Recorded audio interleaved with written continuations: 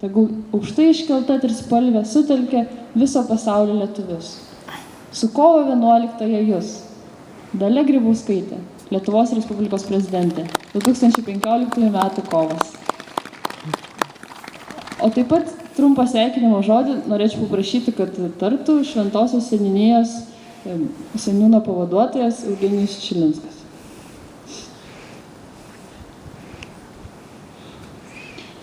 Labą dieną, gerbiami šventojiškiai. Kadangi sakė, reikės tarti žodį, aš galvojau, ką čia reikėtų tokio pasakyti ir tokią dieną, ir kad nebūtų kažkas tai tokio standartiško ar tokio kad banalaus gal apie tą tokią vis tiek svarbią mums dieną.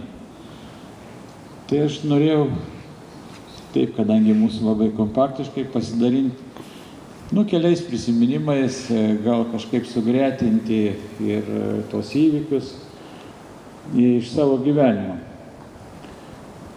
Prieš 46 metus, kai kad man buvo tada 17, aš irgi norėjau gyventi laisvai ir mes su draugu iškėlėm vėliavą Lietuvos. Aišku, ne tokią gražią, mes ją pasiūlome ten iš visokių skiaučių, kur kokias radome.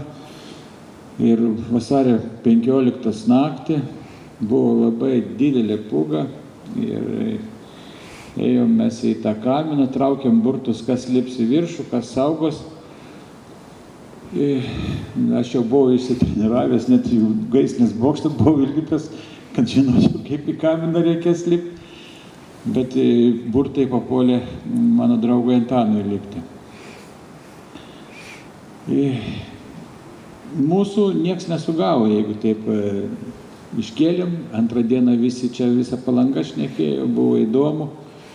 Po metų jau planavom ir dar didesnį padaryti šurmulį, bet mūsų sekė saugumas ir mūsų kaimynas vienas specialiai mūsų išvežė ekskursiją kažkur, kad mes nieko nedarytumėm, kadangi mūsų labai sekė. Paskiau tik vėliau pasakė, kad mus sekė ir laukė, kada mes tik iš namų išeisim. Ir mus po metų vis tiek, išdavė, tiesiog išdavė vienas iš draugų, kadangi mes buvom toks literatų būrelis, menininkų. Ir dabar tas žmogus, kuris išdavė, yra gavęs netgi valstybinį apdovanojimą ten iš prezidento. Tai tokie yra niuansai. Ir jis žino, kad mes žinom, ką jis išdavė, bet jis turi labai daug giminių Palangoj ir tie žmonės yra gerbiami ir tikrai nesinori viešinti tos pavardės, kurią daug kas žino. Ir aš priėjau prie tos minties, kad nebūtina viską, ką žinai, viską, kad kažką tai išpasakoti, kad nepakenkti vaikams, anūkams.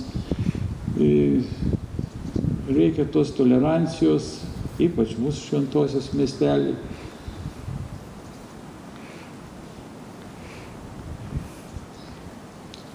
Norėtųsi draugiškai gyventi, bendrai dirbti ir kažko tai pasiekti. Linkiu gerų švenčių.